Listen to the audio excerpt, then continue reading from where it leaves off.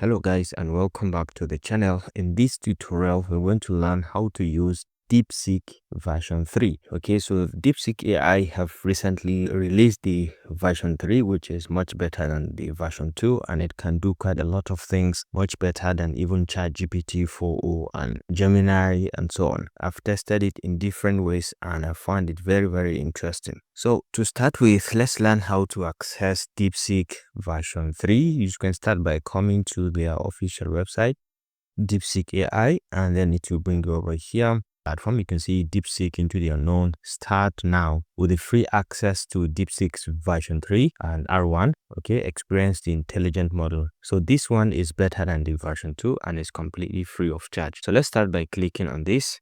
Of course, you have the access to, you have to log in. It will bring you over here.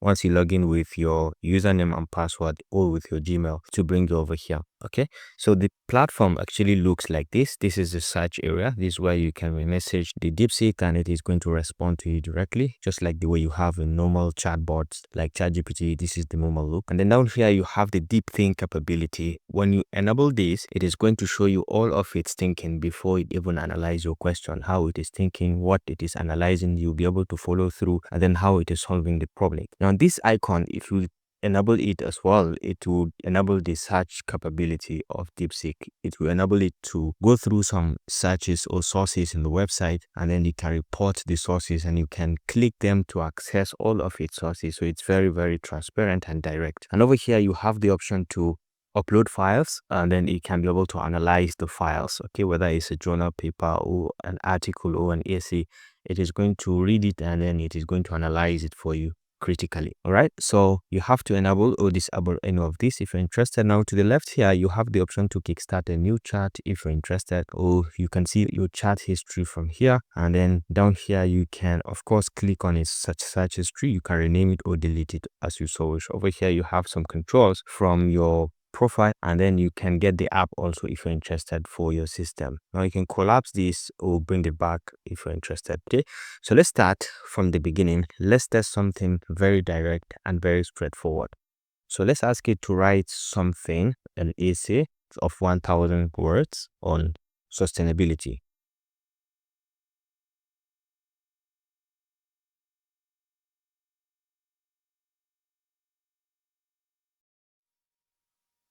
And then once you hit on enter, it is going to, this is a generic process that it is just going to write the essay without thinking. You will just see the results that it has for you directly, 1000 words. And you can see the arrangement, the title, the subtitling, and the other subheadings that it has. It is really well organized and well arranged. You can see the numbering and you can see how fast it is bringing in the results. You can see the details of it, and when you read through, you're going to find out that it is very rich with different kind of details, concepts, ideas that it has to explain, and it's going to be very precise with the 1000 words that we have specified at the beginning. So you can be as specific as you want, just like the way you do in normal chatbots like ChatGPT.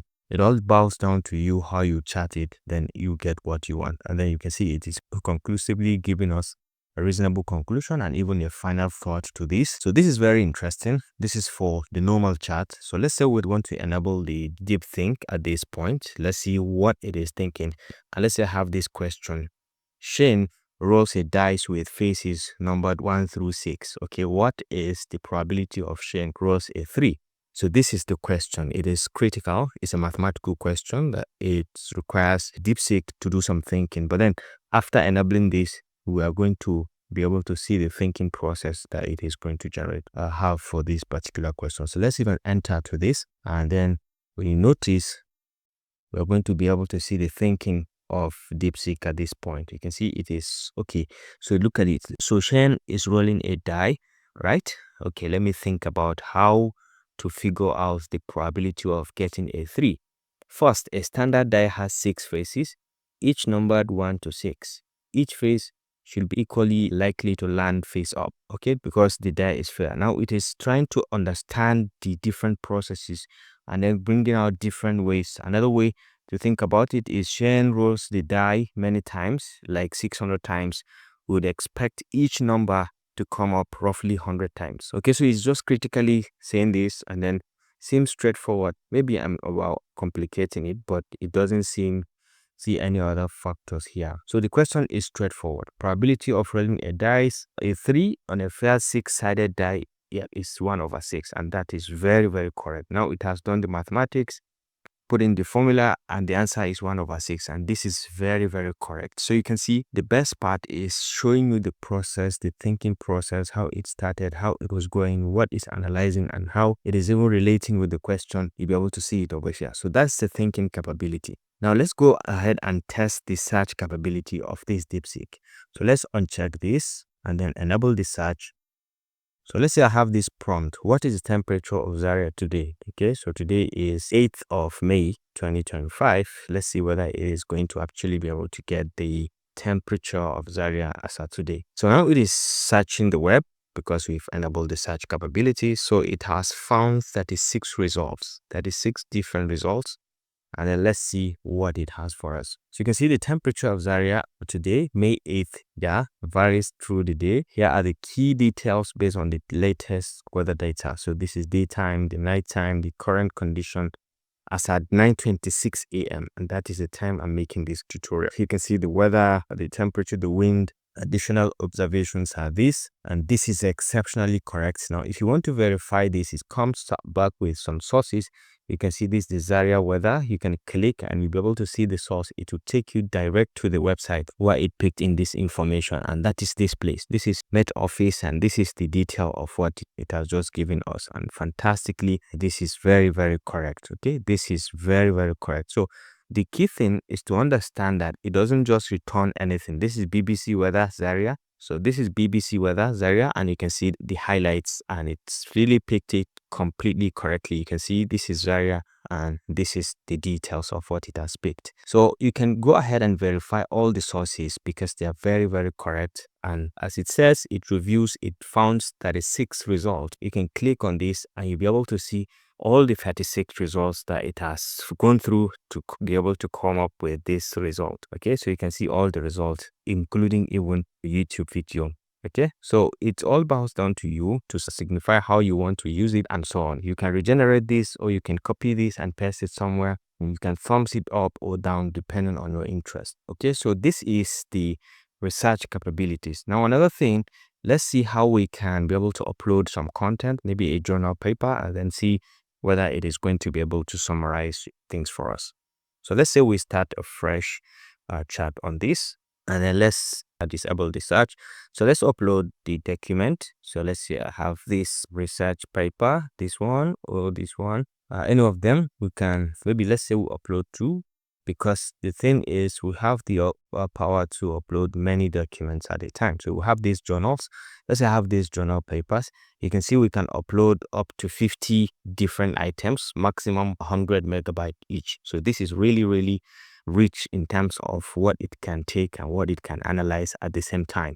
So if you're conducting a research as well, you can upload all your documents, and you can be able to ask DeepSeek AI to analyze them, to give you summaries, to give you technical details as regards the content of what you have uploaded.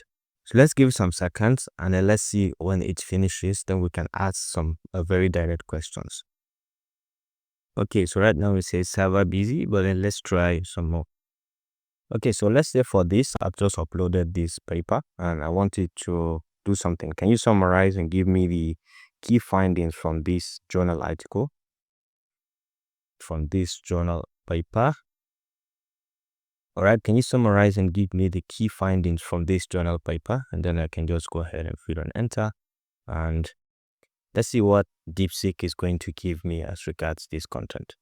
So you can see it is giving me the key findings: shift in flood management approaches. This is the paper highlights a transition in flood management strategies from flood control, the 2003 traditional flood management, flood risk management, flood risk assessment methods, flood resilience, global practices and case studies, and so on. Future directions. It is even giving me up to a conclusion stage. Okay, the paper advocates for integrating resilience into risk management to address increasing flood risks from climate change and urbanization. Okay, so key terms, it has given me some key terms used in the paper. So this is actually very, very correct. You can upload more than one paper and you can converse it with it directly. And so it signifies the power of DeepSeek, even though sometimes while you're working on it, you may require to wait. You may have to wait because the server may be busy, maybe attempting to other people's requests. But that's okay if as far as you get what you want and it is completely free of charge. Okay, so I think you can just go ahead and explore DeepSeek AI and see what you can do to your own advantage, what you can create with it. But this is just a bit about the usage, how you can use it to your own advantage, how you can create content with it, and how you can carry out some critical analysis with it. I hope you enjoyed this video. Thanks for watching and see you in the next one. Bye.